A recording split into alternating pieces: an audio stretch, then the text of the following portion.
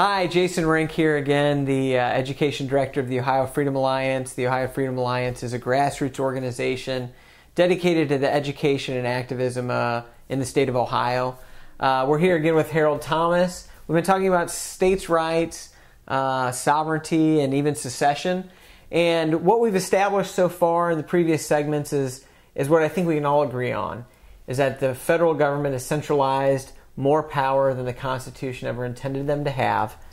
And I think what we're seeing in this country right now is really on both sides of the aisle, is Democrats, Republicans, Independents, people getting concerned about the level of power that the federal government has. The Tea Party movements, I think, are an example of that, of just general frustration that we've lost our voice in Washington. And so state sovereignty has become, something that is sort of top of mind in a lot of these Tea Party groups and a lot of these liberty-minded groups. What do you think is going to be happening going forward from now regarding the sovereignty movement, states' rights movement, and even secession? Well, the sovereignty movement actually began in 1797 with a reaction to the Alien and Sedition Acts. The Alien and Sedition Acts were severe legislation that punished Americans for actually exercising First Amendment rights against governmental involvement in the European wars and the Barbary Wars in Northern Africa, which were ostensibly to protect our trade. Consequently, Thomas Jefferson and James Madison introduced into the Kentucky and Virginia legislatures resolutions that stated that the states were not to be considered mere adjuncts of the federal government. This led to a protest against the Alien and Sedition Acts and actually laid the foundation of the 1800 presidential campaign, which was won by Thomas Jefferson.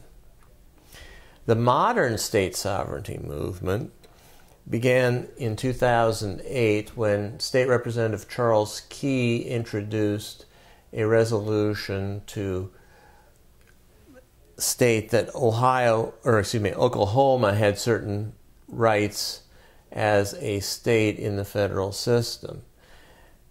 The state sovereignty resolutions that followed were mostly modeled on Oklahoma's.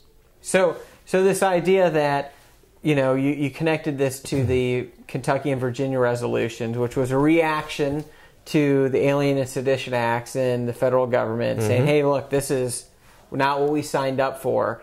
And so in Oklahoma, it was sort of a similar thing, was that in Oklahoma they responded to, again, the federal government overstepping their bounds and wanting to sort of reinforce that 10th Amendment. Is that correct? Exactly.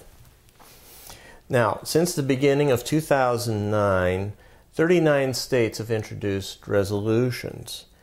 8 of them have been enacted, those states being Alaska, Georgia, Idaho, Montana, North Dakota, Oklahoma, South Dakota, and Tennessee. 7 other states have had resolutions pass one house of the legislature, including Ohio.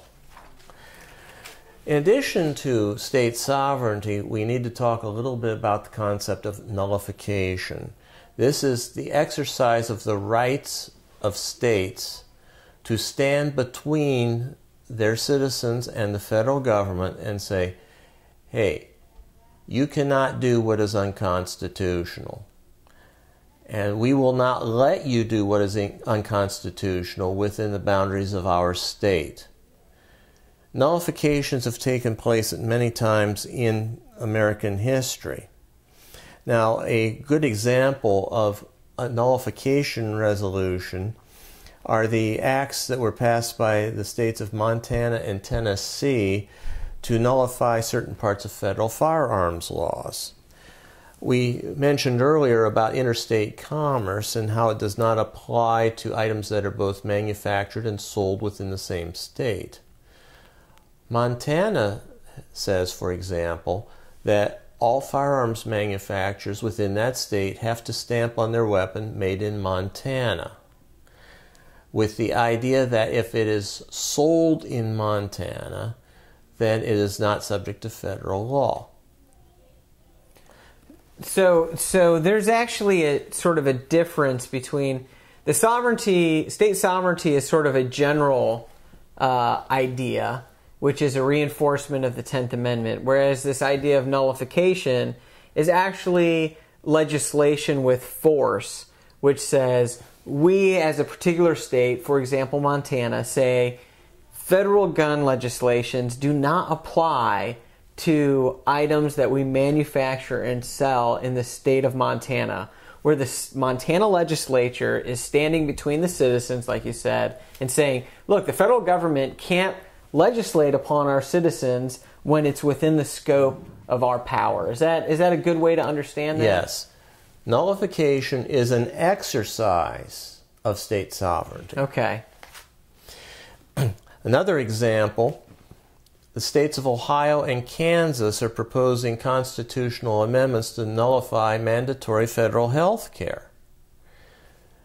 Citizens in these two states are saying the federal government has, one, no right to legislate in health care. It's not a power granted to the federal government by the Constitution. And secondly, it's saying that the federal government will create this huge bureaucracy. It's going to be bad for the economy. It's going to be expensive to maintain and so forth. In fact, actually, health care would be a good example of something a state could do at the state level. And Massachusetts and Utah have created health care systems that are working very well right now. So really the bottom line is that the nullification aspect of state sovereignty could be carried out among any number of issues. Absolutely. Any number of specific issues where the citizens of a certain state said, you know, the federal government is not given this power of the Constitution. We're going to go ahead and just say we're not going to enforce that law on our citizens. That could go across the board. Right.